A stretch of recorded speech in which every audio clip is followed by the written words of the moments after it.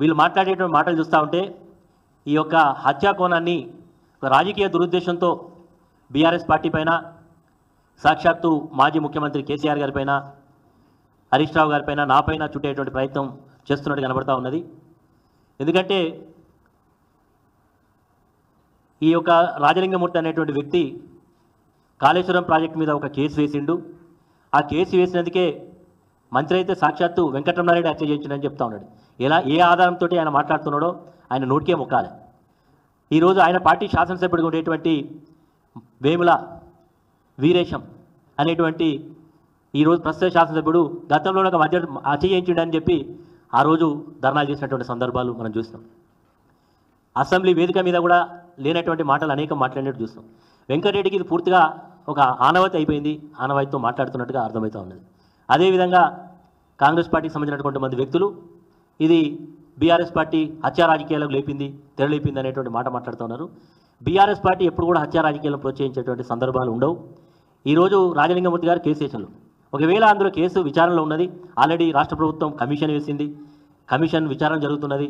ఈ కేసులో హైకోర్టులో బీఆర్ఎస్ పార్టీ తరఫున పిటిషన్ వేసినాం, హైకోర్టు దాన్ని స్టాప్ చేయడం జరిగింది. భూపాలపల్లి డిస్ట్రిక్ట్ కోర్టు ఇచ్చినటువంటి ప్రొసీడింగ్స్ కూడా మేము కోర్టులో చట్టపరంగా ఎదుర్కొనే సందర్భాలు మాకున్నాయి. కానీ ఈరోజు అక్కడ హత్య జరిగిన దానికి భూ వివాదాలే కారణమని, ఈ వ్యక్తికి అక్కడ ఉండేటువంటి కొంతమంది వ్యక్తుల మధ్య భూ వివాదాలకు సంబంధించినటువంటి పంచాయతీ నడుస్తున్నది, కోర్టులో ఉన్నది అనేటువంటి సందర్భంలో ఈ చంపినటువంటి వ్యక్తులు కూడా మన అక్కడ ఉండేటువంటి పోలీస్ అధికారుల దగ్గర కంప్లైంట్ చేసినట్టుగా, ఇతను వాళ్ళ మీద కంప్లైంట్ చేసినట్టుగా, మరి వాళ్ళు ఇరువురు కూడా మరి ఇద్దరి మధ్య వైరుధ్యం ఉందనేది చాలా స్పష్టంగా ఉన్నది. కాబట్టి అది ఆ కోణంతో చూడకుండా ఈరోజు మా మీద బట్టగాల్సి మీదే బాధ్యత అనేటువంటి పద్ధతిలో చేయడం ఏదైతుందో దీన్ని మేము తీవ్రంగా ఖండిస్తున్నాం.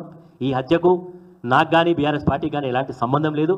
మరి ఈరోజు వాళ్ళు చెప్తా ఉన్నారు, అక్కడ ఉండేటువంటి స్థానిక శాసనసభ్యుడు దీన్ని నిష్పక్షపాతంగా విచారణ చేయాలి, ఎంత లోతుగా అధ్యయనం, మేము కూడా చెప్తున్నాం, లోతుగా అధ్యయనం చేయాలి, ఖచ్చితంగా దోషులను శిక్షించాలి అని కూడా మేము కూడా డిమాండ్ చేస్తూ ఉన్నాం.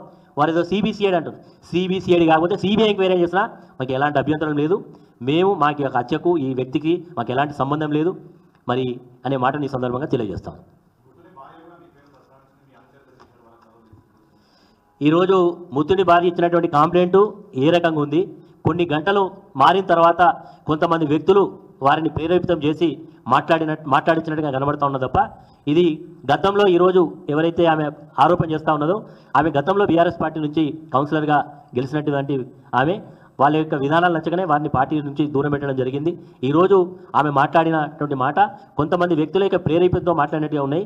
మరి ఈరోజు నిజంగా మేము చెప్తా ఉన్నాం, అక్కడ ఉండేటువంటి పోలీస్ అధికారులకు వాస్తవాలని కూడా తెలుసు. అక్కడ ఉండేటువంటి భూ వివాదాల్లో ఎంతవరకు ఇతను ఊరుకపోయిండు, ఇతను ఒక రౌడీ షీటర్గా కూడా ఉన్నాడు, చాలా లిటిగెంట్ అనేది కూడా అక్కడ ఉండేటువంటి భూపాలపల్లి ఎవరైనా చెప్తారు. కాబట్టి అతని యొక్క హత్యకు ఆ భూ వివాదమే తప్ప నాకు కానీ మా పార్టీకి కానీ ఎలాంటి సంబంధం లేదు. మా పార్టీకి సంబంధించినటువంటి ఏ వ్యక్తుల యొక్క ప్రమేయం లేదు. ఇది కేవలం మా మీద చేస్తున్నటువంటి నిరాధారమైనటువంటి ఆరోపణలు తప్ప ఇది కూడా వాస్తవం లేదనేది నా అభిప్రాయం.